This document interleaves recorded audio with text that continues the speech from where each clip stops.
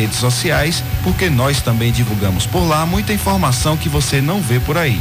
A música tema deste programa foi composta pela banda Diablo Motor. Programa Fora da Curva. A gente fala o que a maioria cala.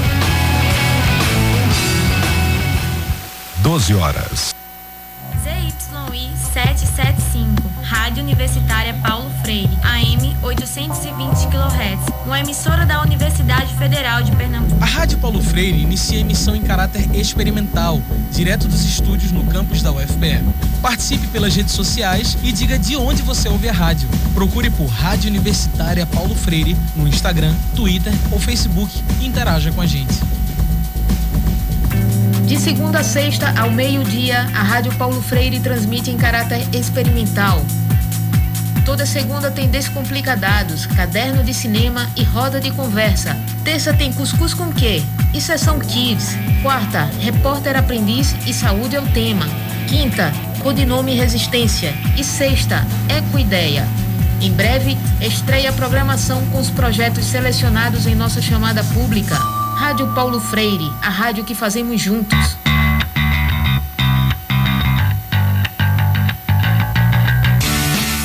A Rádio Paulo Freire apresenta Descomplica Dados.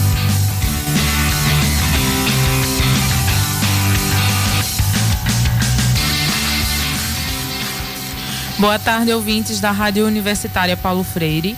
Começa agora mais um programa especial da transmissão experimental da rádio que fazemos juntos e juntas. Eu sou Hortência Duarte e este é o Descomplica Dados, o programa que fala de dados, tecnologia e cultura digital. Eu sou a Aline Mello e hoje nossa conversa vai ser sobre algoritmos. Você vai descobrir o que são, como eles decidem o que aparece pra gente nas redes sociais e como eles estão sutilmente enraizados em áreas básicas da nossa vida. Afinal, qual o impacto dos algoritmos para a sociedade? Antes, eu gostaria de lembrar que você pode nos acompanhar tanto pela Universitária 820 AM, como também pela nossa transmissão ao vivo no Facebook. Basta acessar facebook.com/Rádio Universitária Paulo Freire. Entra lá e comenta com a gente o que você está achando do programa. Imagina se existisse um sistema matemático que calculasse se você merece ou não ser aceito numa determinada vaga de trabalho, ou então se esse sistema dissesse para um banco que você não pode fazer um empréstimo porque ele encontrou postagens em suas redes sociais como Facebook ou Twitter que supostamente não condizem com seu comportamento financeiro. E mais além, imagina se o computador fosse capaz de ajudar a polícia a prever crimes e prender uma pessoa antes mesmo dela realizar o roubo. Você já imaginou quais seriam as implicações éticas em torno disso? Tudo isso pode parecer filme de ficção científica, mas esses são exemplos que já acontecem no mundo. E é por meio dos algoritmos que cada uma dessas tecnologias funcionam. Simplificando bastante, os algoritmos são uma sequência de instruções que determinam como algo deve ser feito. São sistemas que utilizam códigos computacionais e cálculos matemáticos para analisar tudo isso. E o mais importante, os algoritmos são criados por pessoas. Pessoas com formações diferentes, ideologias, culturas e visões de mundo. Por isso, é preciso levarmos em conta as questões éticas relacionadas à construção de algoritmos. Será que todos eles são neutros do ponto de vista ético ou podem causar desigualdades e estimular preconceitos e estereótipos? Para entendermos isso, a gente conversa hoje com a professora do Programa de Pós-Graduação em Comunicação pela UFPE, Isabela Domingues, que atua principalmente nas áreas de publicidade, consumo, internet, vigilância, controle e discurso. Isabela, boa tarde, seja bem-vinda. Boa tarde, pessoal. Boa tarde a todos e a todas. É um prazer estar aqui com vocês. Isabela, para começar a nossa conversa, você poderia dizer para a gente o que de fato são os algoritmos? É curioso que os algoritmos, eles são idealizados inicialmente no século IX por um turco. Eu não sei dizer o nome dele, mas o nome dele, traduzindo para o português, ele vai dar justamente num termo parecido com... Ele é Cal-Algarit. Ele vai chegar nessa nossa matriz latina de algoritmo, né? Então, são sequências matemáticas, como vocês explicaram, que vão dar determinações, comandos para que algumas coisas sejam feitas. Ou seja, tem uma pré-determinação que foi anteriormente orquestrada para que a partir daquele input saia um output determinado. A gente sabe que existem milhões de algoritmos utilizados para fins diversos e que impactam áreas diversas da nossa vida. Um aplicativo de namoro como o Tinder, por exemplo, nos diz quais perfis de pessoas são parceiros em potencial e quais a gente nunca vai conhecer porque não são compatíveis com a gente. Em geral, os algoritmos procuram suprir uma demanda da sociedade e tem várias aplicações. Isabela, você poderia explicar um pouco para a gente algumas dessas aplicações? Sim, tem um livro da Cormen, de uma autora que diz assim: a menos que você não ande de carro, não use nenhum sistema digital, você está o tempo inteiro em contato com algoritmos. Ou seja, a gente tem hoje uma série de relação da chamada internet das coisas, que são os objetos mandando informações para outros objetos que fogem inclusive à nossa consciência. Então, quando você dirige um carro hoje, os carros deixaram de ser plataformas mecânicas. Eles são plataformas de software, que estão o tempo inteiro mandando informação de um sistema para outro sistema, inclusive para outros sistemas no entorno, a respeito daquilo que a gente quer fazer, mas que muitas vezes a gente não vai demandar, né? A internet de todas as coisas, como diz o professor André Lemos, da UFBA, é uma internet que vai além da nossa demanda humana. A gente nem vai precisar demandar que o algoritmo faça alguma coisa. Muito já está sendo feito no nosso cotidiano, sem a gente pensar, através dos algoritmos que dialogam entre eles mesmos. Uma das grandes questões que envolvem a temática dos algoritmos é quando se delega a eles questões que não deveriam ser tomadas por máquinas. Um caso famoso disso é o da Amazon, uma multinacional de comércio eletrônico. A empresa desenvolveu um mecanismo de recrutamento de novos empregados que analisava o perfil dessas pessoas e se elas se encaixavam para a vaga. Os algoritmos distribuíam pontuações que variavam de 1 a 5 estrelas. Porém, o sistema terminou ensinando para si mesmo que candidatos do sexo masculino eram preferíveis, penalizando o currículo de mulheres. Os algoritmos são justos, Isabela? É muito curioso porque, na verdade, a gente sempre pensa a máquina como algo autônomo. Mas como vocês bem pontuaram no começo do programa, somos nós humanos que estamos fazendo as pré-determinações dessas escolhas. Claro que hoje a gente tem uma capacidade de inteligência artificial e do chamado aprendizado de máquina, né, o machine learning, que vai se complexificando, se refinando e, de fato, às vezes, uma estrutura pensada por nós humanos serve como pontapé, como base para um sem número de aperfeiçoamentos que vai além daquele pontapé inicial. Ou seja, a máquina ela vai refinando, ela vai sofisticando, ela vai afunilando e, como vocês pontuaram, chegou num ponto, então, que cadê as meninas nessa seleção? Só tinham ficado por uma série de arranjos que foram feitos ali, homens. O fato é que a gente vive hoje o que se chama a sociedade do ranking. E isso é muito sério, muito preocupante, né? Quem se interessar por esse tema, tem um dossiê do ITS Rio, que é um instituto voltado para discutir direito e tecnologia e sociedade, que fala sobre isso, como a gente está com a nossa vida atravessada, quando a gente vai escolher um plano de saúde, e esse plano de saúde vai nos escolher ou não, com base no nosso histórico, quando a gente vai pedir um crédito no banco ou até no cartão de crédito, não é como a gente está vivendo essa sociedade do ranking, onde todos nós estamos sendo ranqueados o tempo inteiro com base no quê? Nos chamados rastros digitais. Tudo que a gente faz vai deixando rastros digitais, não somente nas mídias sociais, mas entendendo as mídias digitais como um todo. Ou seja, minha compra com meu cartãozinho de débito na lanchonete deixa um rastro digital. Então, esses rastros todos, quando cruzados e mapeados, vão dizer muito sobre nós, sobre as nossas capacidades, sobre as nossas recorrências e sobre as nossas potencialidades. Então, é uma bolha que vai se criando, que realmente exige de nós um olhar muito atento do ponto de vista ético. A diretora do IPREC, Raquel Saraiva, conversou com a gente sobre como as bases de dados que dão vida a esses algoritmos são determinantes nesses casos. Quando os algoritmos estão sendo construídos, eles passam por uma fase de testes, né? Claro. Nessa fase de testes, se utilizam bancos de dados, muitas vezes abertos, para fazer esses testes e para que o algoritmo aprenda com aqueles dados. Já há alguns estudos que constatam que um dos problemas que causa a discriminação dos algoritmos, né, os algoritmos discriminando em relação a uma determinada classe social, é por conta da falta de equilíbrio das bases de dados de treinamento desses algoritmos. Então é preciso que a gente, as pessoas que produzem tecnologia, quando elas estiverem construindo esses algoritmos, elas prestem atenção no equilíbrio da base de dados. Se a base de dados estiver muito desequilibrada para um lado, é muito provável que aconteça uma discriminação depois. Rádio Paulo Freire, a rádio que fazemos juntos. Raquel ainda pontua caminhos para entender esses algoritmos. Deixa eu ver aqui. Mas é importante destacar que existem ainda muitos estudos sendo feitos nessa área, que não há ainda uma resposta 100% correta sobre o que é que a gente deve fazer para evitar essas discriminações cometidas por algoritmos.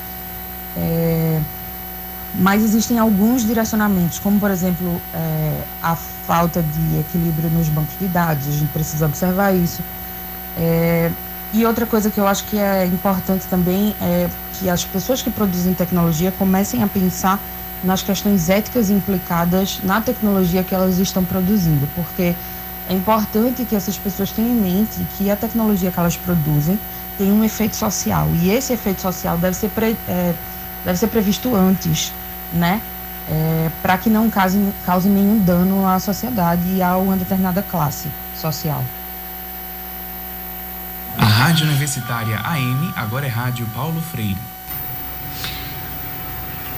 Isabela, qual seria o papel do governo no sentido de fiscalização desses algoritmos? Seria uma questão mais corporativista, do grupo que desenvolve, ou é mais interna do programador? Na verdade, essa responsabilidade, de certa forma, é de todos nós, no sentido que nós, como sociedade civil, precisamos também buscar entender essas dinâmicas, como vocês estão fazendo, né? Divulgando para que as pessoas saibam mais e pensem a respeito dessas questões tão relevantes. Mas certamente, assim, o governo é fundamental no sentido de que vai criar os mecanismos de uma regulamentação. Então, a gente tem já PLs tramitando, né?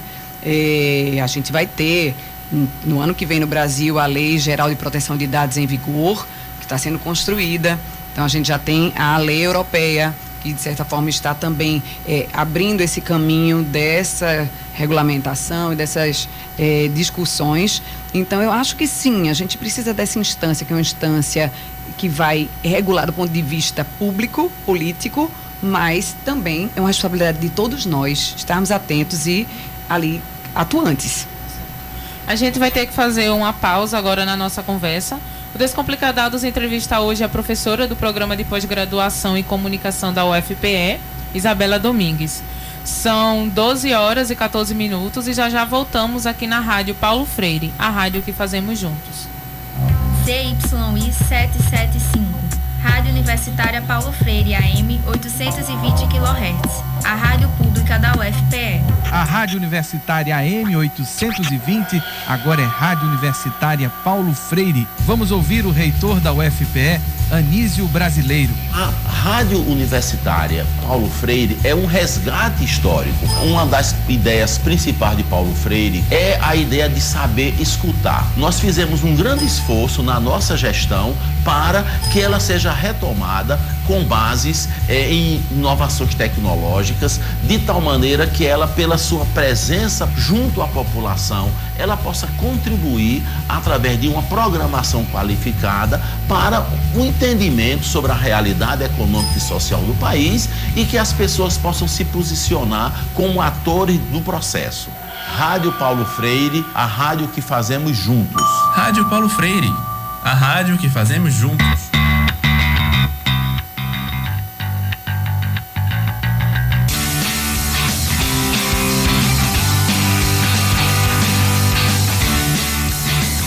Estamos de volta aqui no 820 AM com o programa Descomplicadados. Hoje discutimos sobre a presença, a influência e os desafios da utilização ética de algoritmos. E quem conversa conosco sobre isso é a professora do Programa de Pós-Graduação em Comunicação da UFPE, Isabela Domingues.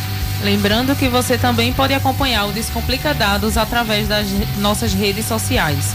É só acessar o @Paulo Freire no Instagram e Paulo Freire UFPE no Twitter.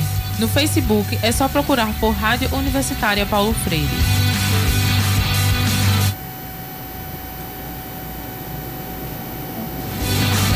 Bem, quando criamos uma conta no Facebook, a gente cede o direito de todo o nosso histórico de navegação, curtidas e mensagens escritas, inclusive as que escrevemos e não enviamos.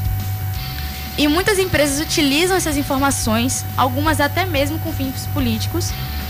Por exemplo, um caso muito conhecido é o da Cambridge Analytica, que utilizou indevidamente dados de mais de 50 milhões de usuários da rede social, explorando vulnerabilidades e termos de uso flexíveis para beneficiar campanhas eleitorais de diversos candidatos, inclusive do atual presidente americano, Donald Trump. Isabela, é possível nos protegermos desses algoritmos mal intencionados? Esses algoritmos, eles são bem intencionados para quem programou, né? Realmente. A questão que se dá e que para mim é grande encruzilhada, gente, é que a gente quer pertencer, a gente quer participar das conversas, das mídias sociais, a gente quer estar em rede com os amigos, a gente quer poder estar nas mídias sociais, usar as mídias digitais como um todo, mas sempre tem aquele danado daquele aceite ali.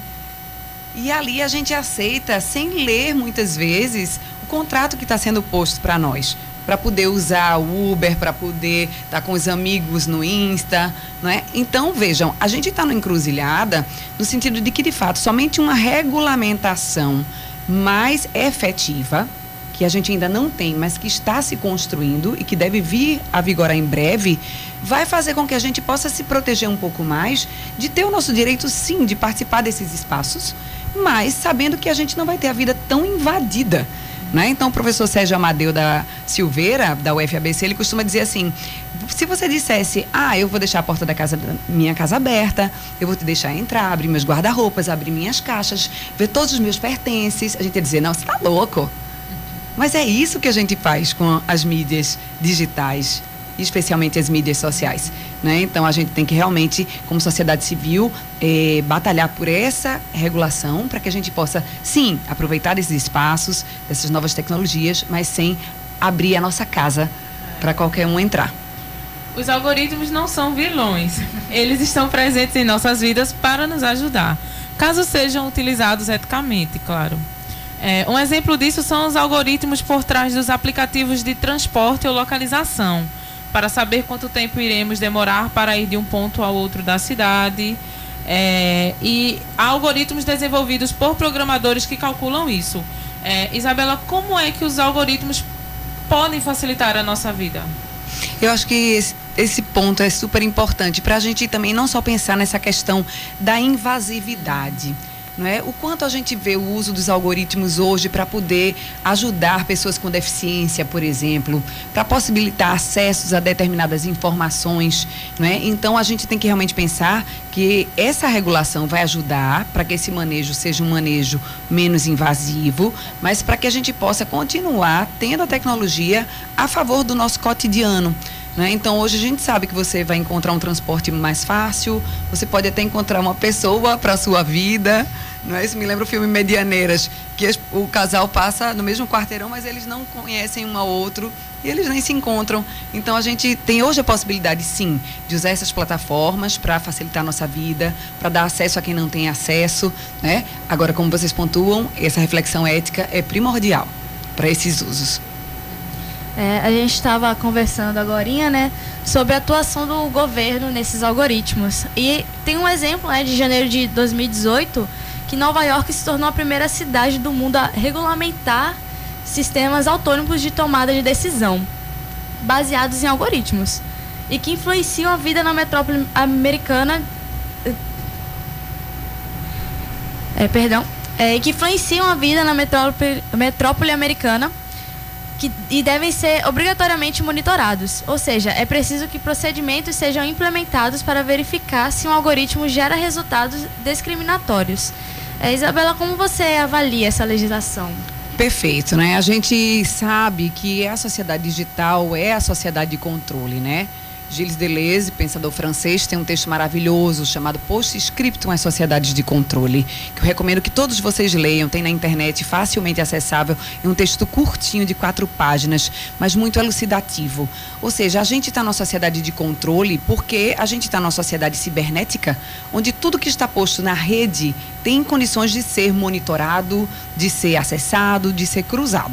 Então, a gente caminha realmente para um entendimento maior dessas relações e uma regulação e uma regulamentação dessas relações. Porque a gente sabe que, por exemplo, os mecanismos de reconhecimento facial, eles já estão sendo questionados no sentido de que aquele padrão que é colocado ali para que haja um reconhecimento, por exemplo, de potenciais terroristas em aeroportos, já tem um viés de um fenótipo turco, sírio, né? Então, vejam, esse aspecto realmente ideológico que está implícito às relações humanas e que nós transferimos para as tecnologias. Então, precisamos ter regulamentação, regulação, uma análise ética e crítica e, acima de tudo, a conscientização das pessoas em relação a esses dispositivos. Para finalizarmos, Isabela, eu gostaria que você falasse o que é preciso, se você poderia falar, o que é preciso para promovermos a utilização ética dos algoritmos. Veja, a ética é uma questão muito delicada quando a gente pensa uma sociedade de consumo pautada em mercado, não é? Há até discussões assim ontológicas na academia sobre como a publicidade em si mesma é ética, no sentido de que ela está tentando te persuadir para que você adquira coisas que talvez você nem precisasse no seu cotidiano. Então, assim, essa questão ética é muito delicada no sentido de que a gente sabe que as empresas estão disputando mercados cada vez mais complexos, com disrupção de empresas que entram em setores nas quais não atuava, desmontando determinados mercados que já eram existentes e consolidados. Então, a gente tem que, sim, promover uma consciência crítica. Porque a partir dessa consciência crítica nós vamos poder exercer nossa condição de cidadania, no sentido de exigirmos das instâncias públicas, né, e corporativas um uso mais ético e menos opressor e invasivo dessas tecnologias. Mas a gente sabe que o mercado é uma arena de disputas e cabe a nós, enquanto consumidores e cidadãos, exercitar justamente essa pressão e esse olhar sobre as empresas e as instituições como um todo. Muito obrigada, Isabela. Eu gostaria de falar que agora o Descomplica Dados tem uma agenda de ações. Se você tem um evento na área de tecnologia, dados e cultura digital ocorrendo e quer divulgar, manda aqui pra gente, vamos fortalecer o network de iniciativas na área. Falando de iniciativas, no dia 8 de maio ocorrerá um debate com Carlos Alberto Alfonso, um dos pioneiros na implementação da internet no Brasil, e o Juliano Cap, criador do projeto Escola de Governança da Internet aqui no Brasil. Eles vão conversar sobre as origens da internet no nosso país, seu processo de governança e políticas públicas. O evento é promovido pela Unicap, em parceria com o Instituto de Pesquisa em Direito e Tecnologia, o IPREC, e acontece no auditório do Apolo 235, na Rua do Apolo, no centro do Recife, às 19 horas. As inscrições são pela plataforma Simpla e é só procurar por Debate com Carlos Alberto Afonso. E tem um Hackathon, evento de programação e tecnologia, chegando também. Até o dia 5 de maio estão abertas inscrições para o Hack Girl, uma iniciativa que foca no público feminino e que é realizada pelo grupo de mulheres do Centro de Informática da UFPE, o Cíntia. Ele vai acontecer de 14 a 16 de junho, também no auditório Apolo 235. As inscrições devem ser feitas no site do evento hackgirl.top. E o nosso programa já está chegando ao fim, por isso eu gostaria muitíssimo de agradecer, Isabela, por ter atendido ao nosso convite. Isabela Domingues é professora do programa de pós-graduação em comunicação da UFPE. Foi um prazer ter você aqui com a gente, Isabela. O prazer foi todo meu, foi tão rápido. Quero voltar mais vezes e dizer que quem se interessa por esses temas que são tão importantes, cada vez mais importantes, né, busque as entrevistas no YouTube de tantas pessoas voltadas para esse tema. Né? O IPREC aqui em Pernambuco é um ator importante, o ITS Rio também muito atuante, o nosso PPG-Com da UFPE, o pessoal da UFRJ, da UFABC. Então, vamos se informar, fazer com que essas coisas sejam cada vez mais democratizadas, inclusivas. Perfeito. Obrigada. E vamos terminar o programa com música. Fique agora com a faixa Algorithm, da banda britânica de rock Muse. A letra da música fala sobre uma pessoa que descobre estar vivendo em uma simulação artificial, um mundo totalmente controlado pelo seu criador e seus algoritmos. Essa edição teve a apresentação de Hortência Duarte e Aline Melo. E a produção foi de Aline Melo, Débora Oliveira, Hortência Duarte e Roberto Peixoto. Nos trabalhos técnicos de Roberto Peixoto e nas redes sociais, Bia Jatobá. E na supervisão, Catarina Poloni. Boa tarde e até a próxima.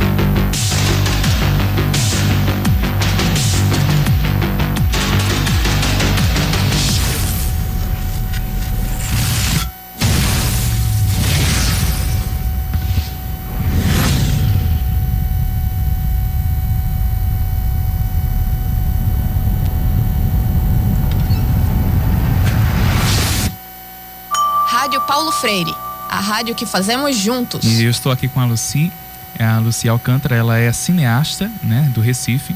Vamos fazer uma brincadeira? Vamos. Eu falo uma palavra, uma frase, e você completa, né, com a primeira coisa que vier na mente. Vamos lá? Tá certo. Nordeste. O melhor país do mundo. Cinema. O melhor documentário do mundo. Rádio. A melhor rádio do mundo, que é a Paulo Freire. E já que o nome do programa é cuscuz com o quê? Você come cuscuz com? Aí eu como cuscuz com ovo, quando é salgado, com leite, quando é doce. Eu como cuscuz com qualquer coisa. Amo cuscuz. Somos dois. Você pode me fazer uma pergunta assim: Lucy, você gosta de homem? Aham. Você gosta de uísque? Aham. E de cuscuz? Ah, Maria Maninha. ZYI 775, Rádio Universitária Paulo Freire, AM 820 kHz, uma emissora da UFPE.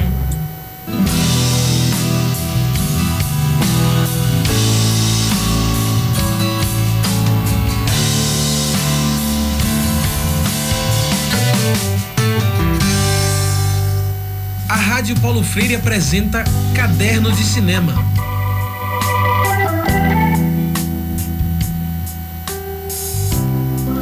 Olá a todas e todos que sintonizam agora na Rádio Universitária Paulo Freire, 820 AM. Eu sou João Lucas, aluno do curso de Rádio, TV e Internet da UFPE, e você está ouvindo agora a programação experimental da Rádio Universitária Paulo Freire. Está começando agora o Caderno de Cinema. Programa que a gente fala um pouco sobre o circuito de cinema alternativo daqui do Recife. E aí, pessoal, eu sou Beatriz Jatobá, também estudante de Rádio, TV e Internet da UFPE, e nessa programação a gente fala sobre os cinemas alternativos da Fundação. A gente fala sobre o cinema da Fundação do Derby, lá no Derby, e o cinema da Fundação do Homem do Museu do Nordeste, lá em Casa Forte. São dois cinemas culturais de Recife que têm programações muito diferentes dos cinemas que a gente vê nos shoppings. Sim, são os cinemas que a gente chama de cinema de rua, que mostram um pouco daquelas produções que não são só do USA. Além disso, esses cinemas são bem mais baratos do que os cinemas convencionais, né? Esses de shopping. E olha só, lembramos que também estamos com transmissão ao vivo lá no nosso Facebook, o facebook.com/Rádio Universitária Paulo Freire, ou é só procurar por Rádio Universitária Paulo Freire UFPE. Então, se quiser deixar algum recado pra gente, uma mensagem, indicar alguma coisa, indicar um filme, como vocês têm feito muitas vezes por aqui, passa lá e nos segue. Semana passada a gente recebeu um depoimento de Roberto Peixoto com o filme Suspiria. Muito obrigado, Roberto. Valeu mesmo. Além do Facebook, a gente também tem o nosso canal do YouTube, que é para onde vão todas as nossas programações experimentais, inclusive esses nossos cadernos de cinema. Caso você tenha perdido alguma coisa, é só passar lá e pesquisar Rádio Universitária Paulo Freire. Se inscreve no canal, curte, manda pros amigos, etc. Sim, falando em cinema, essa semana saiu uma matéria muito importante e muito massa lá no jornal Brasil de Fato. Texto de Vanessa Gonzaga, para falar sobre os cineclubes que tem acontecido bastante aqui no Recife. E caso você não saiba, esses clubes de cinema têm como principal função divulgar e mostrar filmes num lugar de socialização da cultura. Um lugar para que as pessoas, especialmente as que não têm acesso ao cinema pago e às salas de shopping, possam assistir aos filmes e depois, numa roda de conversa, discutir sobre eles. Ou seja, um grande debate sobre cinema. O título da matéria diz assim: em Pernambuco, cineclubes popularizam cinema e debatem temas sociais. E é justamente essa ideia que Bia acabou de resumir aqui pra gente. Exatamente. É um espaço de discussão e de troca de conhecimento sobre a arte. Os movimentos que participam dessa iniciativa são o Movimenta Cineclube e a Organização Popular. E juntos eles organizam vários espaços para exibir os filmes, curtas e coisas do tipo. Não só sobre arte, mas também sobre aquela coisa que a gente sempre fala aqui de conhecer novas realidades através do cinema e tudo mais. Bom, semana passada rolaram vários dos eventos que eles estão organizando, como a sessão na Várzea, na comunidade Sétimo Campus, ou em Apipucos, no Salão Paroquial do bairro. Para ficar por dentro do que está rolando e onde vão acontecer os cineclubes, é só seguir no seu Instagram, o @Movimenta Cineclubes, ou procurar no Facebook por Movimenta Cineclubes. Mas agora que a gente volta para o nosso caderno de cinema e a programação dessa semana dos cinemas da Fundação, tanto no Derby quanto no Museu, que são duas salas de cinema cultural do Recife, eu estou aqui para falar mais uma vez com Beatriz Jatobá, que está de volta de Maceió. Exatamente, etapa de feriado, etc, família, etc. Enfim, a Fundação já é um espaço consolidado aqui no Recife, que hoje tem quase 2 décadas de existência. O cinema da Fundação é um dos melhores espaços no Recife para assistir filmes que fogem do cinema e dos shoppings, onde todos os filmes vêm importados dos Estados Unidos. Na Fundação a gente tem acesso a muitos filmes estrangeiros da Ásia, América Latina, Europa, África e muitas produções maravilhosas brasileiras. Então é sempre bom ter esse tipo de cinema diferente por perto, especialmente com preços mais acessíveis, digamos Exatamente. Assim. Bem mais baratos do que a gente vê nos cinemas convencionais. Esse cinema é aberto de terça até domingo e são 2 salas, respectivamente o cinema do Museu do Homem do Nordeste, lá na Avenida 17 de Agosto, em Casa Forte, e o cinema da Fundação do Derby, na Rua Henrique Dias, lá no Derby. Lembrando que a programação dos 2 cinemas é a mesma, só muda os horários entre um e outro. Então bora lá, pra começar essa semana, a gente tem um filme fortíssimo, querido por muitos e temido por muitos, um suspense desse ano que desbancou a bilheteria do seu antecessor, Corra, Get Out. A gente fala de Us, Nós, o suspense do ano. Bora ouvir um pedaço do trailer? Can't believe how big they've got. Did you hear Gabe got a boat? He's kidding, right? He's not kidding. Hey, I think it's vodka o'clock. Oh, yeah. Where's Jason?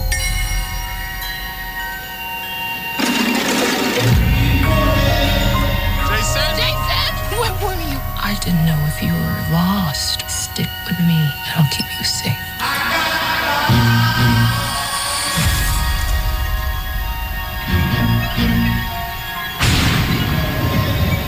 There's a family in our driveway. It's probably the neighbors. But y'all scared of a family? Hi, can I help you? Zora, put your shoes on. If you want to get crazy, we can get crazy.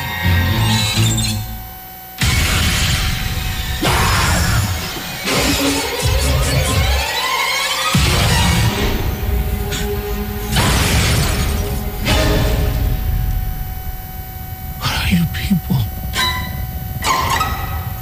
It's us. They look exactly like us. They think like us. They know where we are. We need to move and keep moving. They won't stop until they kill us. Or we kill them.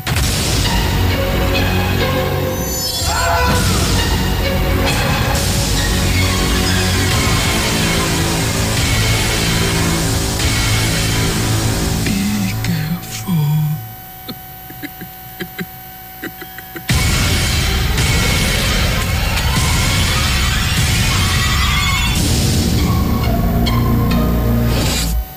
Rádio Paulo Freire, a rádio que fazemos juntos.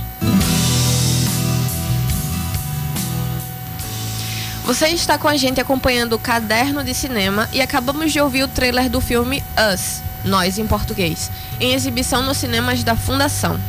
A história do filme Nós é bem interessante. Num fim de semana, Adelaide e Gabe vão à praia com seus filhos para fazer uma programação em família. Quando eles chegam na sua casa de praia e vão relaxar, enfim, fazer o que se faz numa casa de praia, né? Um grupo misterioso aparece na porta deles e faz a família toda de refém. A parte bizarra disso tudo e o ponto principal do filme é que o tal grupo misterioso que se revela é idêntico em aparência à família de Adelaide e Gabe. Pam, pam, pam.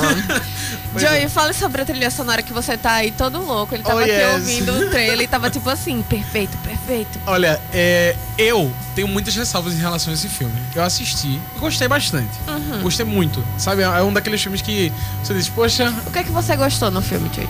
Olha, primeiro ponto, como tu falasse, trilha sonora, eu achei maravilhosa. Porque ele não faz feito, muitos filmes têm feito ultimamente, que é pegar músicas antigas, rap, hip hop de sucesso e simplesmente colocar de novo. Tipo, Guardiões da Galáxia faz muito isso. Sabe, de pegar músicas antigas e todo mundo conhece. Mas também faz sentido no filme, né? Porque o cara tem uma fita. É. Enfim. Mas nesse, ele pega essas músicas mais antigas, só que ele faz remixes por cima dessa música. Não são remixes comuns, não é mesmo? Não, esse que é a loucura. Ele pega uma música que era tranquila, sabe, uma música normal de rap, e aí ele vai lá e dá uma pegada pesada, É meio terror. clássica também, né? Exato, traz um violininho, bota. É coisa de terror, assim, tá ligado? Eu achei muito legal. Esse filme tem uma trilha sonora muito marcante. Agora, em relação ao filme, eu vou morrer batendo nessa tecla. E eu espero que eu não morra por causa que alguém do filme me mata, mas enfim. Eu vou morrer achando que esse filme é muito melhor o trailer do que o próprio filme, sabe? Que tristeza. Pois é. Eu gostei muito do filme, mas o trailer é bem melhor. É muito triste quando isso acontece, que você chega lá com uma super expectativa e você só sai tipo... tipo, poxa, então okay. Era isso, era... Eu acho que como um sucessor de Get Out, de Corra, que foi um filme que fez, sabe, explodiu, fez um sucesso da poxa. E foi uma forma de narrar super diferente, né? Pois é, e falando sobre negritude, mais uma vez, é mais um filme que esse, o Us não traz muito essa narrativa em primeiro plano. Ela acontece, mas é no fundo. Get Out, ele já trazia essa narrativa em primeiro plano, falar sobre negritude, falar sobre personagens negros oprimidos. Então ele era bem mais direto na mensagem dele. Esse filme, ele não traz tanto isso. O protagonismo é negro, mas não fala sobre isso exatamente. Exatamente. Ele é só um filme. Ele é um filme de suspense. Uma coisa que me irrita nesse filme, uma coisa que me irritou nesse filme, é que em momento nenhum eu me senti assustado no ponto de. Então quer dizer que alguém pode, sabe, se lascar nesse filme. Eu não senti muito isso nesse filme. Ele é mais susto. Entendi. Assustei. De novo.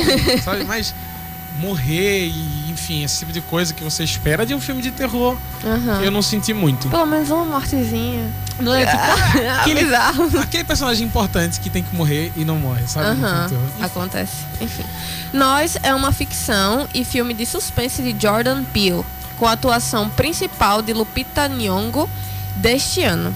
Esse vai passar no cinema da Fundação do Museu do Nordeste essa terça-feira e quarta, os 2 dias, às 8 da noite. A classificação indicativa é de 16 anos. Essa semana a gente recebe também um filme em sua primeira semana aqui no Recife.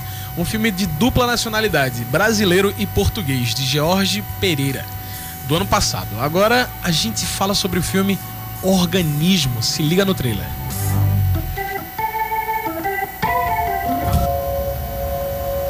Eu agora sou um corpo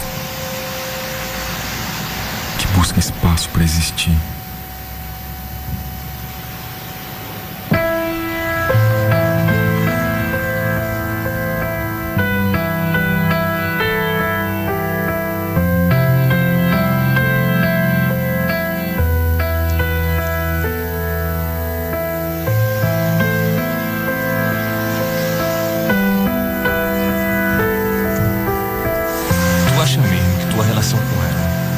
Acabar porque tu tá numa cadeira.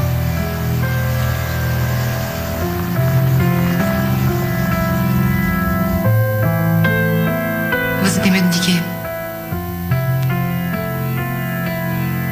Exposição. Rejeição.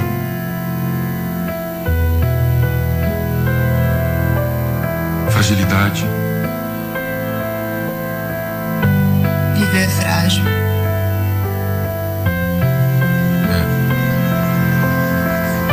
Mãe! Mãe!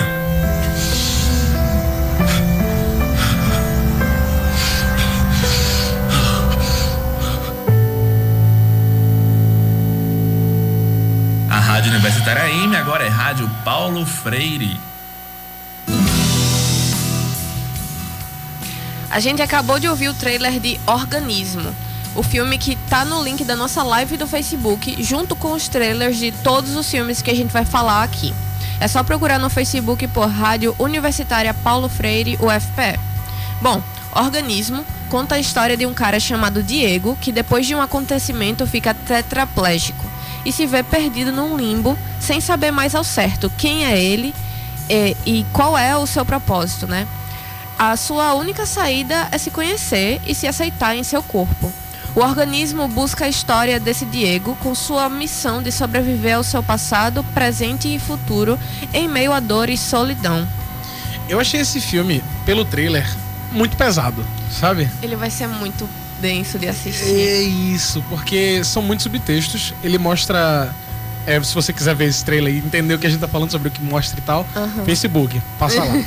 Ele mostra essa coisa de um personagem feliz e tal, tranquilo, cheio de amigos e tal, e de repente rola esse acidente com ele e muda tudo, tá ligado? O cara fica deprê muito deprê. O que eu acho massa é que, assim, dos filmes que eu já assisti na minha vida, geralmente você mostra só o depois. A pessoa já está tetraplégica ou já está com aquela situação.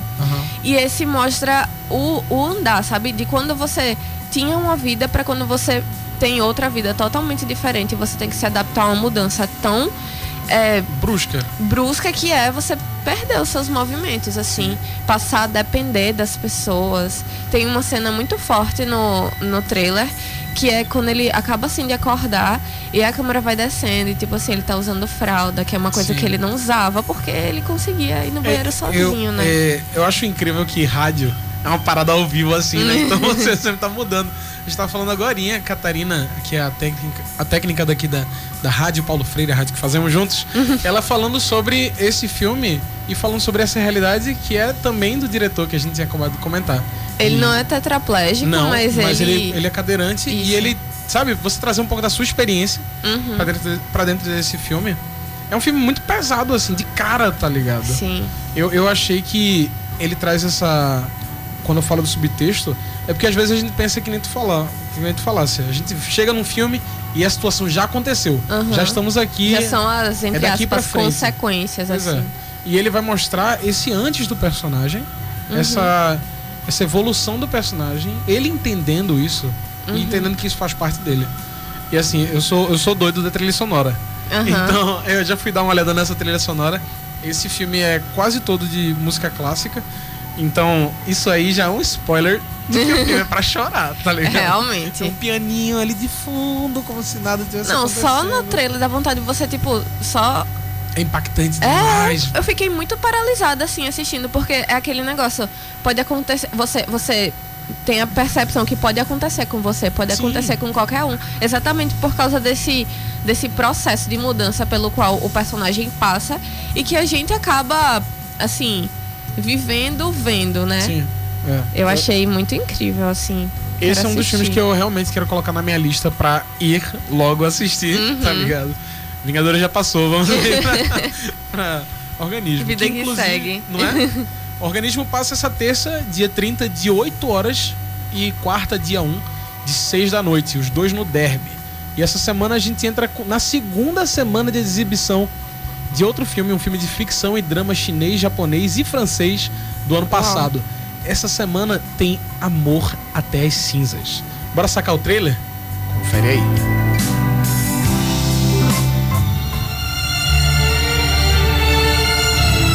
英哥在这里已经有女朋友了，就是要让他亲自告诉你。我为你做了5年了，这只手成功了。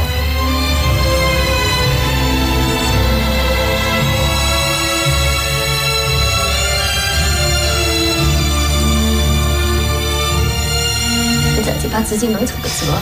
你这是什么意思？兵哥回来一会儿说一声，咱路也是你的了。若为吧，咱们就不能将就点儿？对你无情，你可是收了我了。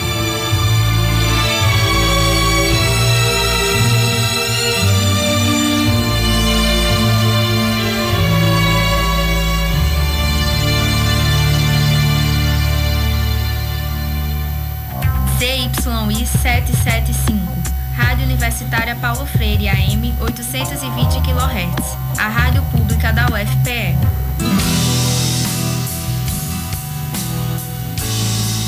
Você acabou de ouvir o trailer do filme Amor até as Cinzas aqui no Caderno de Cinema. Estamos ao vivo pelo Facebook, que é o Rádio Universitária Paulo Freire UFPE.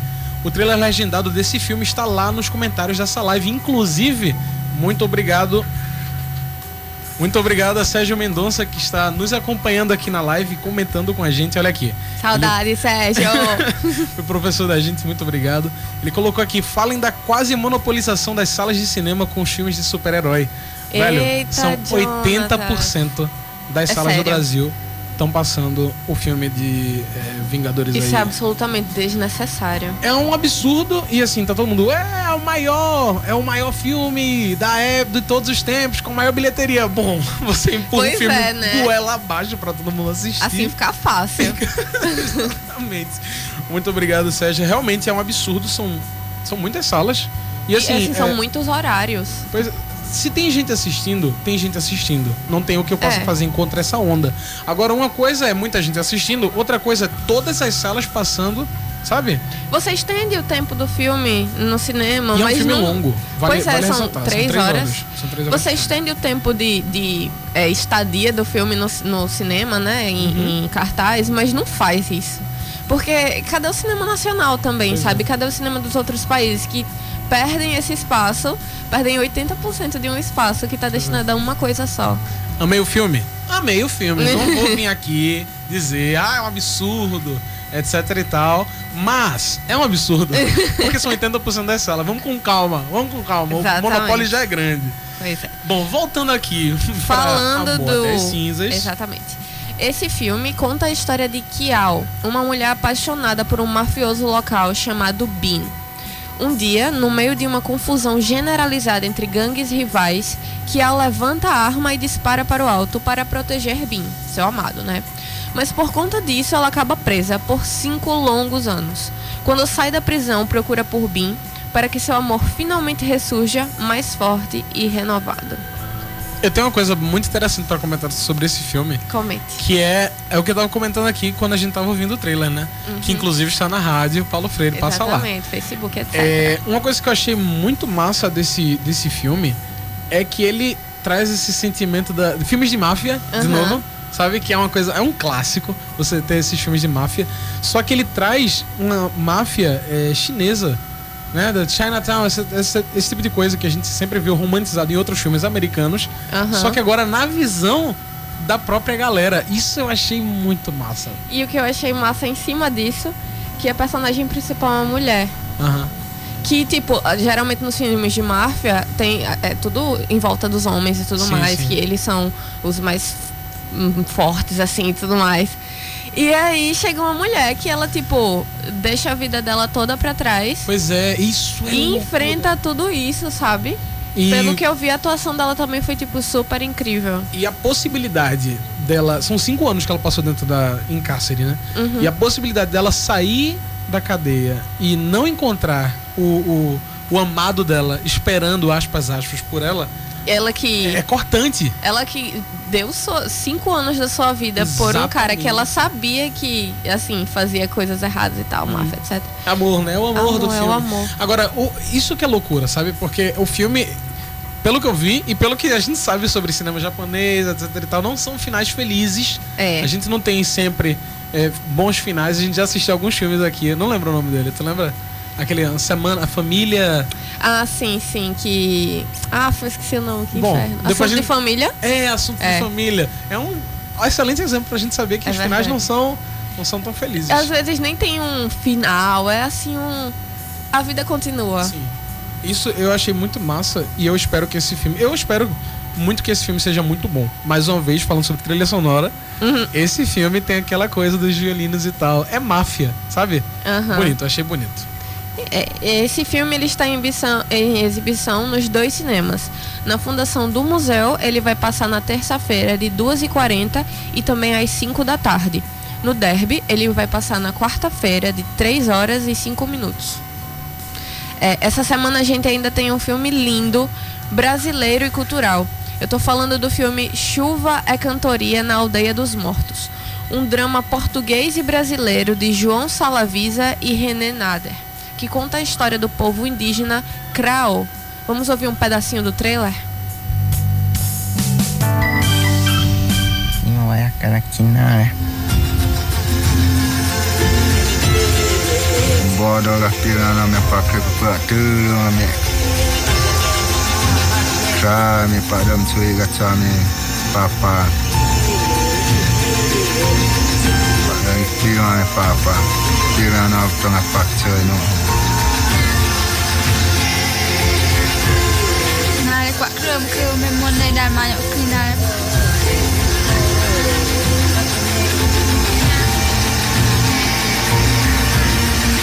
Rama Mobi Fan para tak nabah ni.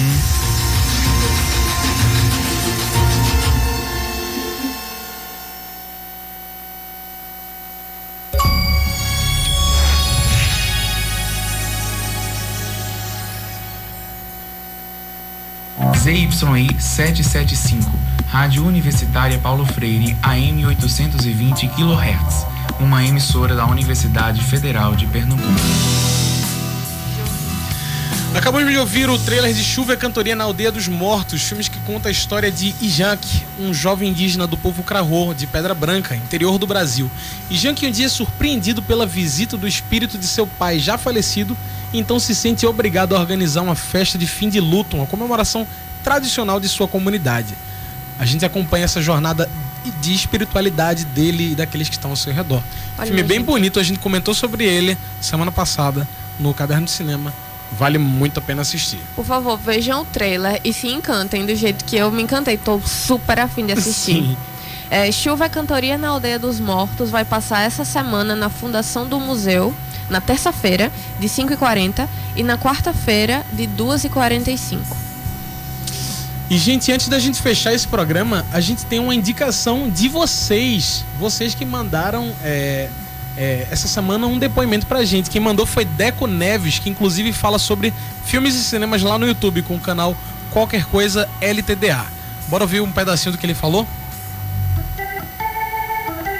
Fala galera do Caderno de Cinema, eu sou Deco Neves do canal Qualquer Coisa LTDA, estamos aí no YouTube, também no Instagram, e se você gosta de podcast, também estamos no Qualquer Cast. E hoje eu vou indicar um filme espanhol, olha só, Campeões, ou no original Campeones. O filme conta a história de Marco Montes, que é um técnico de um dos principais times de basquete da Espanha, que após ter uma discussão com a equipe técnica, ele acaba saindo bêbado e provoca um acidente com seu carro. E por causa disso ele é sentenciado a prestar 90 dias de serviço comunitário. E então ele vai acabar virando treinador de um time formado apenas por deficientes mentais. E ele, que é um cara intolerante, impaciente, é obrigado a conviver com essa galera. E aí é que tá a magia do filme, porque ele vai criando um laço com essas pessoas, vai tendo mais paciência, e você também vai conhecendo os personagens durante o filme, ver como eles são capazes. Todos eles têm seus empregos, têm outras atividades, e isso dá uma lição até na gente que tem um pouco de preconceito. E se você for parar até para pensar num âmbito um pouco maior, todos esses atores, eles realmente têm uma deficiência mental, e eles estão lá atuando maravilhosamente bem. É um filme super inclusivo, é um filme que te faz pensar, é um filme que no final vai te fazer chorar e nem é de tristeza. Campeões ganhou o prêmio Goya de melhor ator revelação, também levou o Goya de melhor filme, levou o melhor filme também no Fotogramas de Plata, e me surpreendeu muito ele não estar concorrendo ao Oscar desse ano. Quando eu assisti esse filme, eu disse, pronto, já temos o campeão de melhor filme estrangeiro. Mas para minha surpresa, esse filme não foi sequer nem indicado. Mas é um filme muito bom, vale muito a pena, corra atrás e até a próxima dica. Deco, muito obrigado pela indicação. O recado está dado, olha aí. Bora assistir Campeões. Muito obrigado, Deco. E galera, se você quiser fazer alguma indicação, participar do Caderno de Cinema, é muito fácil. Fala com a gente em qualquer uma de nossas redes sociais e conversa com a gente. Eu quero ouvir o que vocês têm para nos indicar, tá bom? No Facebook, Instagram, Twitter, é só procurar por Rádio Universitária Paulo Freire UFPM. Certíssimo. Pessoal, eu sei que a conversa tá boa, mas a gente tá acabando o Caderno de Cinema dessa semana. A gente agradece a vocês que nos ouviram até aqui e a gente segue com a programação experimental da Rádio Paulo Freire. Esse programa foi produzido por mim, João Lucas, e com a minha locução e de Beatriz Jatobá. Nos trabalhos técnicos, Larissa Corrêa, com a supervisão de Catarina Polônia. Nas redes sociais, Roberto Peixoto. Exatamente. E é isso, pessoal. Até o próximo Caderno de Cinema.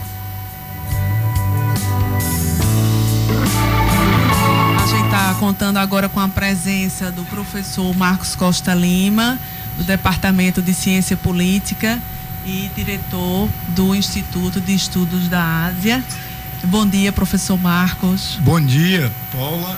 É uma grata satisfação, é um dia para ser celebrado e lembrado por todos que fazem a universidade e para a cidade do Recife, para o estado. Essa rádio que será e já é uma conquista, né?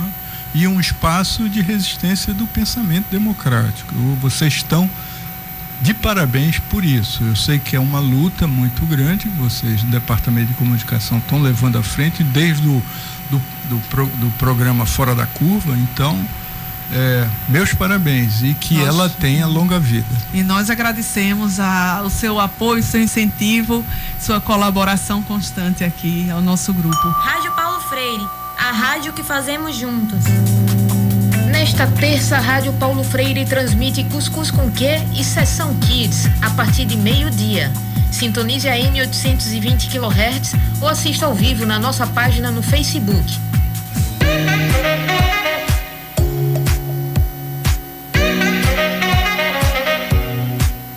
Rádio Paulo Freire apresenta Roda de Conversa. Boa tarde a todos e todas que ouvem a Rádio Paulo Freire 820 AM.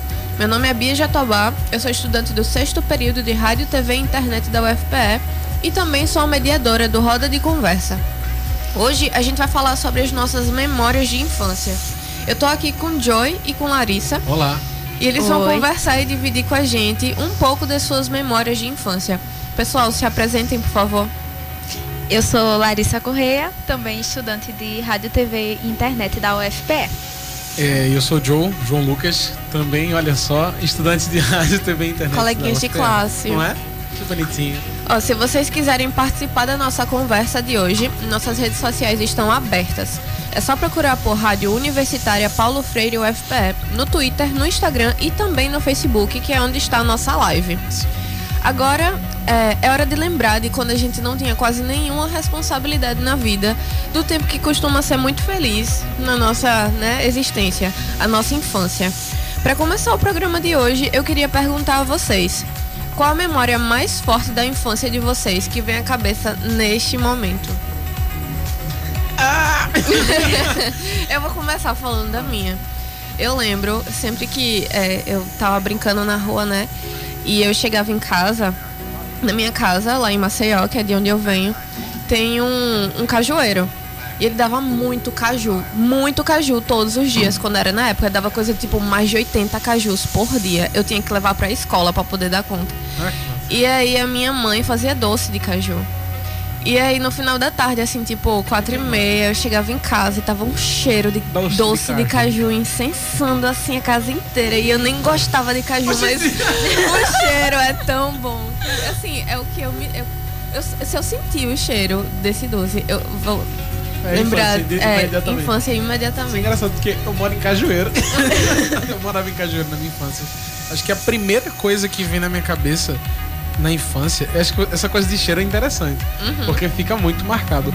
Eu lembro de ir pra padaria escondido comprar pão de queijo.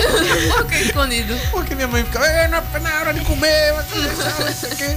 Eu ia lá, roubava uns moedinhas de qualquer lugar que eu achasse e comprava uns pão de queijo. Muito bom. Recomendo, mas não muito. Não roubar.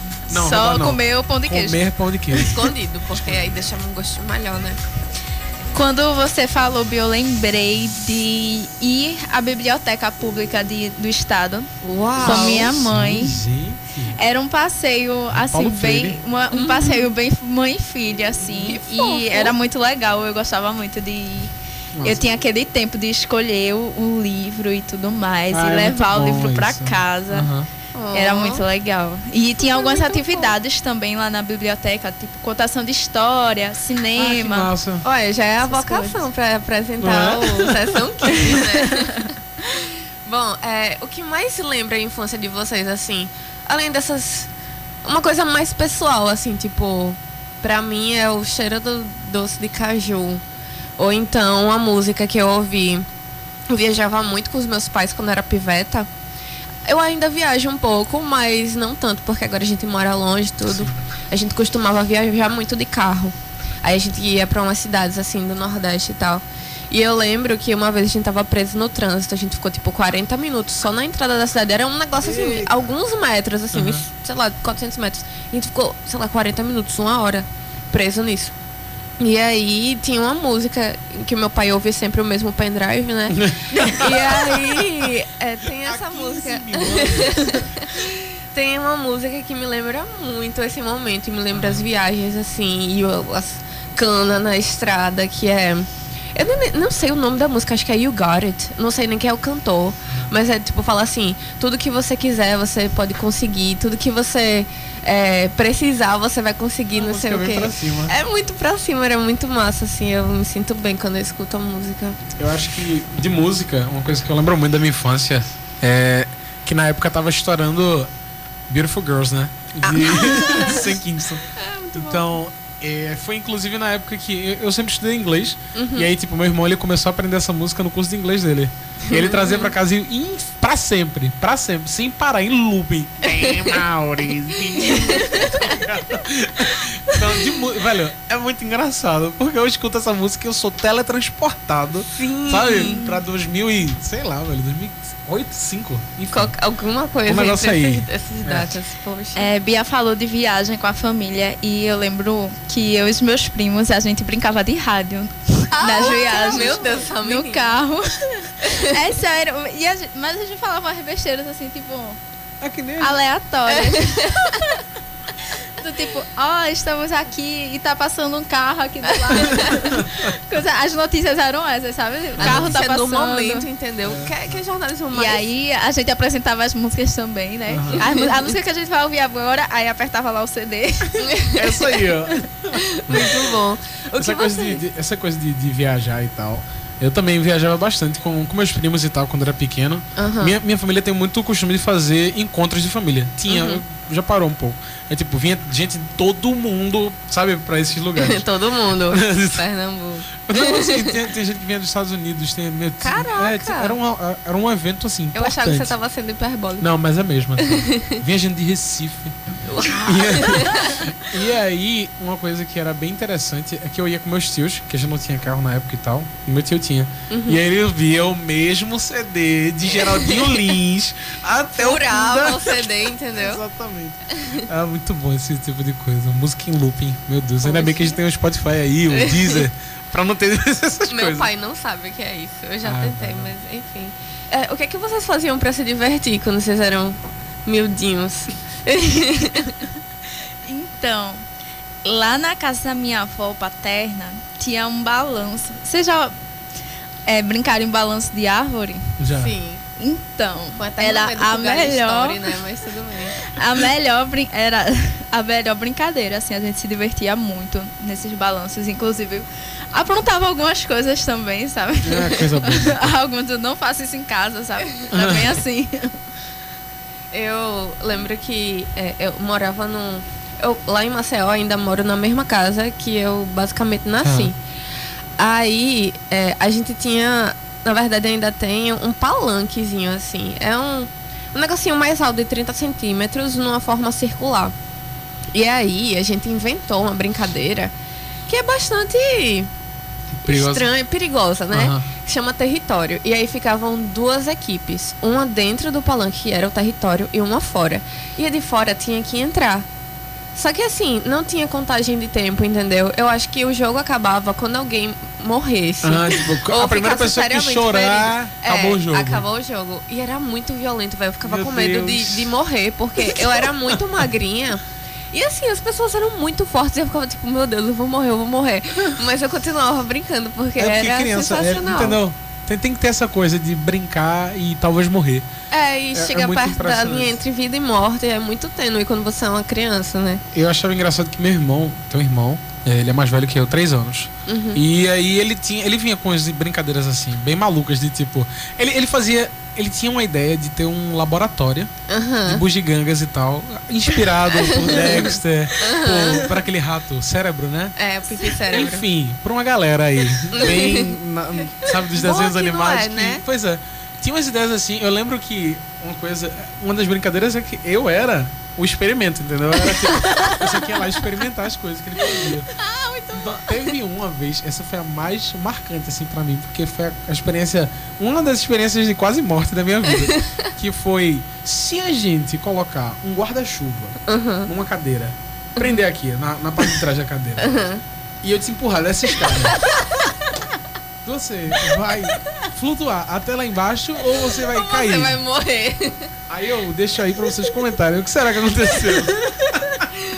Eu sei que eu caí e a cadeira saiu embolando assim, escada abaixo, entendeu? E eu gritando, nossos pais não estavam lá, quem tava era lavando lá atrás, enfim, foi uma loucura assim, eu me lasquei completamente. Criança não tem o quê? Cérebro. E tem que fingir que nada aconteceu, porque senão os dois vão tomar uma bronca, então você lá, completamente rasgado e... Não, tá tudo bem. Não sei como apreciar essa roxa, mas foi dormindo. Grande abraço aí, irmão. Pra vocês, o que são coisas que quando você é pequeno você tem que fazer? Porque senão você nunca teve infância na sua vida. Eu acho engraçado isso, essa pergunta. É uma coisa muito particular de cada um, mas tipo assim. Não, e ela é bem uma coisa que todo mundo, todas as gerações, de todo o Brasil deve ter ouvido assim. Ah, no meu tempo era melhor. Sabe? Então, assim, eu ouvi dos meus pais falando isso. Sim. Eu já falei isso em algum momento, tenho certeza. Com certeza. Os pais dos meus pais devem ter falado isso. E é bem específico, né? A infância, ela é uma coisa muito sua. Tem gente que tem uma... Ah, foi lindo. Sabe? Foi incrível, eu amei. Tem gente que odeia. Tipo, ainda bem que acabou. Isso é bem interessante. Porque pra mim... acho que pra gente que é da mesma geração, a infância foi metade na rua, metade videogames e computador e meio que uma mistura disso tudo, porque a gente tava entrando numa época que tinha internet. E desenho animado, muito desenho animado. Demais até. Eu acho que é isso, eu acho que uma coisa que toda criança tem que fazer essa mistura, tá ligado? Se não misturar alguma coisa a rua com jogo e desenho, tá errado aí, bicho. Aquele negócio, se você não ralou o seu joelho até aparecer carne viva, você não teve infância, sabe? Porque se você não ralou desse jeito, se você não mentiu. Se lascou, não mentiu. Você não teve infância. E pra mim se não brincou de pegou aí, cuscuz, tá errado, que também é outra brincadeira totalmente bem assim. Violenta, não é verdade? Bia só tem as brincadeiras do empurra, né, velho? Pra quem não sabe, cuscuz é uma brincadeira aí de vida e morte, na qual... Alguém sabe explicar? Eu não assim, consigo. Tem um montinho de areia e tem um palitinho em cima, um galho, qualquer certo, coisa. É verdade. E aí cada um vai tirando um pouquinho daquele monte de areia, cada um de cada vez. Quem derrubar, corra pela sua vida, porque o objetivo de todas as outras pessoas que não derrubaram é sair correndo atrás de você pra dar uma surra em você, até legal. Você chegar num certo ponto que todo mundo já tinha estabelecido, que é o local de salvar a sua vida, literalmente. E de longe os adultos, que fofos, né? Brincando aí na areia. Muito fofos. Eu tenho muita dó da infância das pessoas de hoje em dia que mora, tipo... vive em prédio, não pode sair na rua porque os pais não sentem seguro, alguma coisa assim. Porque era muito bom, velho. Você conhecia a galera que morava perto de você. E, assim, eu, pelo menos, tenho uma amizade até hoje que foi dessa época, assim. A gente tem amigas há 14 anos e, tipo... Se não fosse uma assim, socialização importante. A gente total. brinca e tal, engraçado, hahaha, a gente briga pra caramba. Só que eu acho que eu não vou dar certeza porque eu não tenho nenhuma formação em nada em relação a isso, né? Mas eu tenho certeza que pra mim fez toda a diferença eu ter brigado, brincado, discutido, rido, chorado por causa dessa galera do meu bairro, né? Sim. Da minha rua. Tinha muita criança no meu... Você tem que ter essa sorte também de morar num bairro que tenha ruas, que dê pra você brincar nessas ruas, não seja uma avenida.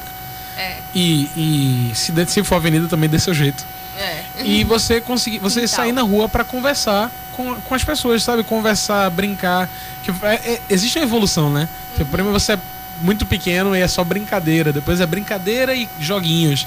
Depois é brincadeira, joguinhos. Aí depois uma conversa. Você vai brincar, aí depois a mãe manda ir pra casa pra tomar banho. E como você já tá limpo e você não quer tomar banho de novo, você vai e começa a conversar. Sim. Antes, né, de dormir ou alguma coisa assim. E criança também tem muita energia pra gastar, né, minha gente? Sim. Até Verdade. Não sei, é um absurdo até deixar a criança sentada o dia todo. Realmente, é por isso que a galera muitas vezes acha que a criança tá ficando hiperativa ou alguma coisa assim, mas é só criança sendo criança. Eu queria perguntar pra vocês, quais as mudanças mais importantes que aconteceram na infância? Silêncio constrangedor. Silêncio, isso mesmo. Eu acho que a mudança mais impactante assim foi a separação dos meus pais, porque eu mudei de Pesado. lugar. Eu não esperava essa, mas tudo bem. Não, mudei de lugar, assim, mudei de casa e tudo mais, e aí as brincadeiras passaram a ser outras, e as pessoas com quem eu brincava eram outras e tudo mais. Tu falasse, talvez eu fosse falar outra coisa, mas agora eu acho que é quase isso mesmo. Acho que meus pais se separarem é uma quebra, né? Porque às vezes você tem que se mudar, e você vai pra longe, e aí você não tem mais aquela mesma galera. Sabe? E quando você volta já tá diferente também. Você perde muita coisa que a galera constrói, porque a vida segue, né? E no meu caso foi um pouco diferente, porque pra gente lá tinha muito esse núcleo da minha casa.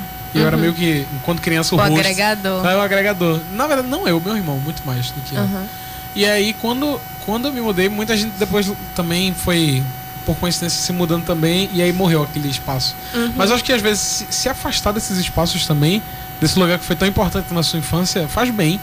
Porque preserva a memória, sabe? Você tipo, poxa, talvez não tenha sido nem tão incrível quanto você acha que foi. Nem as coisas... É uma coisa que minha mãe fala muito. Ela foi visitar o lugar que ela tinha morado muito tempo depois, 30 anos depois. E aí ela falou sobre isso de... Poxa, parecia tão grande. Tipo, poxa, era assim mesmo, sempre foi esse espacinho que pra ela era uma imensidão enorme, sabe? É muito interessante a isso. Perspectiva sobre as coisas é muito quebrado. E se você não vê diferente, eu acho que tem um negócio errado aí, porque a gente sempre muda, né? Tipo, você não é a mesma pessoa que você era na semana passada, e você ser a mesma pessoa que você era 30 anos atrás, eu acho que é um probleminha. O que era ruim na infância? A hora de... Tem que entrar pra jantar. Essa era a parte ruim. Não, e muito bom quando você... tem que entrar. Mãe, ó, trouxe meu amigo aí, ó. Aí a mãe... Ele já comeu, já, né? E outra coisa ruim também, que era ficar doente. Porque você era obrigado. Tem que comer isso porque você está doente, senão você não vai ficar bom. É verdade. E ainda, os pais, assim... Eles não respeitam que as crianças às vezes não gostam de comer certas coisas, porque elas não gostam no paladar, não é birra, entendeu? Às vezes é. Às vezes é. Mas tipo assim, por exemplo, eu odeio batata doce. Odeio. E aí a minha mãe me fazia comer sempre. Eu ficava, mãe, eu odeio batata doce, eu não quero mais. E aí teve uma vez... Tem tantas outras raízes. Tem tantas outras raízes. Eu gostava de inhame, entendeu? Eu gostava de macaxeira quando não tinha cabelo. E aí... Quando tu não tinha cabelo, quando a macaxeira tem cabelo às vezes, ok? É isso. Aí, então. Tipo, uma vez ela me fez comer batata doce e eu quase vomitava. Não porque eu queria, porque assim... Porque realmente o meu corpo não aceita batata doce. E aí ela finalmente disse, tá bom, precisa não comer. E às vezes isso meio que faz mal, né? Porque você perde a oportunidade de gostar de uma coisa que você meio que foi forçado a gostar dessa coisa. Sim. Sei lá, muito tempo atrás. Você fica com aquela coisa marcada, né? Tipo, total. Não. Sabe? Beterraba? Não. Sim. Batata doce? Não. Isso. E tipo, acho que quando a pessoa é criança, a pessoa não tem tanta liberdade de ser, dependendo dos pais que você tem. Tipo, muitas vezes você deixa de fazer algumas coisas, ou tem que fazer certas coisas, porque eles mandam, ou porque eles acham ruim, ou porque eles acham bom. E isso é muito chato, velho. E por outro lado, eu fico pensando que Lari tinha falado coisa ruim. Volta pra casa. Volta pra casa, já deu a hora. Acabou a brincadeira. Eu fico pensando como algumas coisas você hoje em dia olha e diz, nossa, era chato quando era criança, mas faz todo sentido. Sim. Sabe? Isso tem que voltar pra casa pra tomar banho e comer. Então, seu pai e sua mãe querem lhe matricular num curso de música. Sim. Hoje em dia seria muito mais difícil. A gente falou sobre isso no caderno. Roda de conversa da semana passada. É verdade, com o Roberto, inclusive. Grande abraço aí, Roberto. E a gente falou sobre isso, que é muito mais fácil você aprender com algumas coisas quando é criança, sabe? Quando é mais novo, o cérebro tá aí pronto pra isso. Sim. E hoje em dia você olha pra trás e, poxa, foi bom ter voltado mais cedo naquele dia pra ter uma aula de, sei lá, karatê, não sei. Sabe? Esse tipo de coisa. É chato, mas faz sentido. Eu acho que deve ser difícil também pros pais conseguir fazer o balanço entre a criança precisa fazer alguma coisa pra, sei lá, criatividade, despertar certas coisas, mas ao mesmo tempo perguntar, né, pra criança, tu quer fazer isso, quer fazer outra coisa, o que é que você gostaria, sabe? Porque às vezes tem muito de imposição, ou sei lá, enfim. No meu caso era ao contrário, eu sempre quis fazer tudo que era ao mesmo tempo. E minha mãe sempre que teve que segurar um pouquinho e dizer, calma, minha filha, não é assim. Você tem que ter... parar pra respirar. É engraçado porque realmente criança tem muita energia. Eu perguntava pra minha mãe, por que eu não posso fazer judô e karatê e jiu-jitsu ao mesmo tempo? Não faz sentido. Você é um mestre das artes marciais. E a gente acaba, assim, vai crescendo e vai amadurecendo, né? E mesmo quando a gente se torna adolescente, a gente já começa a perceber esse tipo de coisa, né? O que era bom, certas coisas que manda, que era... Enfim, vocês perceberam muito essa mudança de ser criança e passar a ser um adolescente? Tipo, foi muito sentido por vocês ou foi uma coisa mais natural? Então, agora a gente faz faculdade, né? Temos uma mudança aí. Teoria. Mas a gente já não é mais adolescente, a gente é adulto, né? Já estamos bem na frente, né? Bem à frente. Eu não acho que eu senti muito, eu acho que foi bem natural, sabe? De um belo dia você acorda e vê que, agora eu vou fazer tal coisa, porque eu tenho que fazer, não me cabe mais aquilo que eu fazia antes. Eu acho que eu não senti muito assim, no estalo, porque eu não sinto que seja um estalo, sabe? Hoje eu tô fazendo aí, sei lá, 14 anos, não sei, 15 anos. É hoje que eu sou um adolescente. Até porque quando você é criança, você fica meio irado com isso, né? Tipo, tu é só uma criança. Não sou, eu sou, sei lá, um pré-adolescente. Eu sou um quase adulto, menos 2.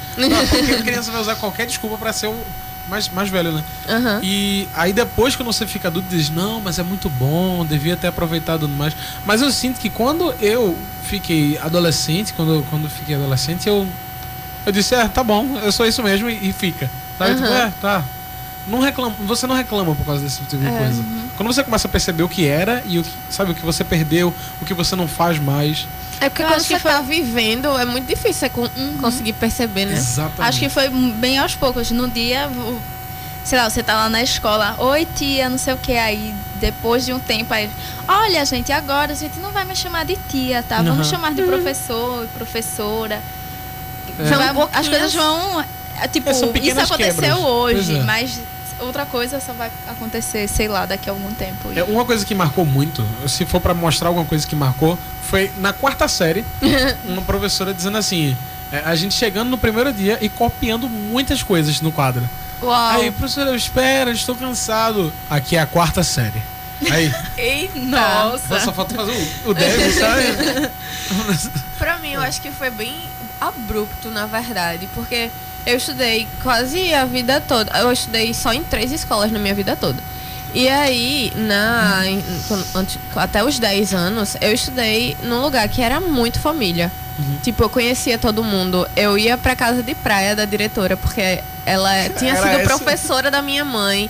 E eu era amiga que só do filho dela. E a gente, tipo, passava muito tempo juntos. Era uma escola super cultural, assim, tipo... 3 filhos de professor aqui. Muito bom. E aí, tipo, a escola tinha, sei lá, tinha dia que eu passava o dia lá e eu fazia inglês e fazia judô e tudo. Era incrível, eu amava ficar lá. E aí, ela só ia até a 4ª série. Aí eu tive que ir pra outra escola, que ela era muito maior, tinha até um ensino médio, não sei o quê. A regra mudou. O jogo virou. E aí eu não conhecia ninguém.